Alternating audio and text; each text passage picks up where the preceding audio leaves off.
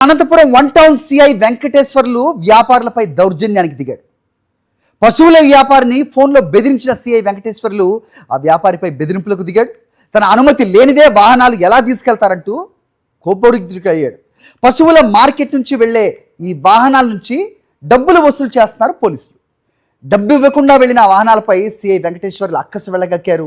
వ్యాపారి సునీల్ బండ బూతులు తిడుతూ ఫోన్లో బెదిరించాడు సిఐ బూతు పురాణం సోషల్ మీడియాలో వైరల్గా మారింది.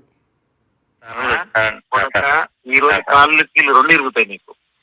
ఎవరో తీసుకోమన్నాడు రాస్తాడికి, నేను ఎవరో తీసుకోమనేది ఎవరో తీసుకోమన్నది సార్. అతను ఎంఆర్పి రామంజనేయులు సార్. వాళ్ళు ఫస్ట్ వాడెవడు నువ్వు ఎవడరా వాడెవడు నువ్వు ఎవడరా?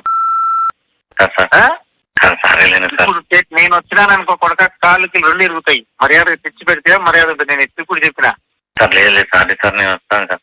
నేను వస్తాను సార్. మార్నింగ్ వచ్చి చెప్పుతో కొడతా, వస్తా అంటే చెప్తా కొడతా. ఫస్ట్ తెచ్చాడు పెట్టు నడగలు చెప్తావు నా దగ్గర నువ్వు. సార్ లేదు సార్.